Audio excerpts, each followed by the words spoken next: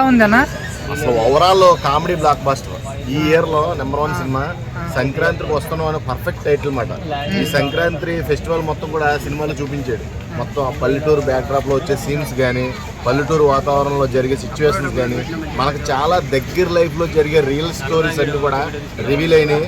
అది ఏంటంటే main thing Venkatesh ప్రెస్టేషన్ తో చెప్తాడు చూడు. ఈ మన బ్యాక్గ్రౌండ్ స్టోరీస్ అంటే అప్పట్లో గతంలో జరిగిన ఫ్లాష్ బ్యాక్ లవ్ స్టోరీస్ గురించి, పెళ్ళైన తర్వాత పిల్లలతో చర్చిస్తే దానికి వచ్చే రిజల్ట్ ఎలా ఉంటుంది అనే సీను అయితే చాలా అంటే చాలా బాగుంది. కొంతమంది క్రింజీ కామెడీ ఉంది అంటున్నారు, దానిపైన మీ అభిప్రాయం ఏంటి? క్రింజీ కామెడీ ఏం లేదు అందులో, అంతా కూడా ఫ్యామిలీ ఎంటర్టైన్మెంటే. చాలా సంతోషంగా ఫీల్ అయ్యే సిచ్యువేషన్స్ అన్ని. అంటే అంతకు మించి ఉంది. F2 F3 మించి కామెడీ చేశాడు చాలా. అంటే అనిల్ రావుపూడి మార్క్ అయితే పడింది. హీరోయిన్స్ అయితే అల్టిమేట్ భయ్య. మీనాక్షి చౌదరి అయితే చాలా మంది డిసప్పాయింట్ అయిన పాయింట్ ఏంటంటే మెయిన్ హీరోయిన్ అయితే బాగుండు అని. మీనాక్షి చౌదరిని ఎక్స్ గర్ల్ ఫ్రెండ్ కింద అక్కడ ప్రజెంట్ చేశారు, కానీ మెయిన్ హీరోయిన్ అయితే బాగుండేది అనుకున్నారు. కానీ డిసప్పాయింటెడ్ ఎక్కడ జరగకుండా ఐశ్వర్య రాజేష్ని చూసినప్పుడల్లా సౌందర్యాన్ని ఊహించుకున్నారు, అంటే ఇమాజిన్ చేసుకున్నారు. ఆ టైప్ ఆఫ్ వెర్షన్ ఇంట్లో ఇల్లాలు వంటింట్లో ప్రియురాలనే ఆ సినిమా ఎంత ప్రేక్షకుల ముందుకు వచ్చిందో అందరికీ తెలుసు. ఆ సినారియోస్ మొత్తం ఐశ్వర్య రాజేష్ దగ్గర కనపడి అని చాలా అప్రిషియేట్ చేశారు. సాంగ్స్ ఎలా అనిపించినాయి? సాంగ్స్ అయితే రమణ గోఖల మధుప్రియ ఇచ్చి పడేశారు. అసలు గోదావరికి వచ్చిన అసలు సినిమా రిలీజ్ అవ్వకముందే ట్రెండ్ సోషల్ మీడియాలో ఒక ట్రెండ్ సృష్టించింది. అలాగే మన వెంకీమామ పాడిన సాంగ్ కూడా అది అసలు అరాచకం. సీట్లో ఎవడో కూర్చోలే.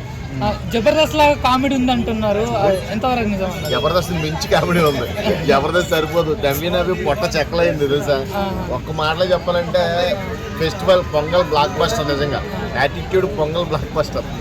కొంతమంది ఏమంటున్నారు అంటే ఇరికిచ్చి కామెడీ చేశారని అనిపిస్తుంది అంటున్నారు, దానిపైన అభిప్రాయం ఏంటి? ఇరికిచ్చి చేయడానికి, ఉంచుకొని చేయడానికి, ఖాళీ ఉంచి చేయడానికి ఇదేమి కామెడీ బ్రో. కామెడీ అంటే కామెడీ యాంగిల్లోనే జరిగింది. మొత్తం ఓవరాల్ ఫన్ మూమెంట్స్ లో మధ్యలో యాక్షన్ సినారియోస్ అదంతా కూడా చాలా మనకి కాసేపు కూడా ఎక్కడ కూడా బోర్ కొట్టదన్నమాట. ఆ బోర్ కొట్టే సిచ్యువేషన్స్ ఎక్కడ కూడా రావిపూడి తీసుకోవాలి అందరిని కూడా ఫుల్లీ ఎంటర్టైన్ చేసాడు.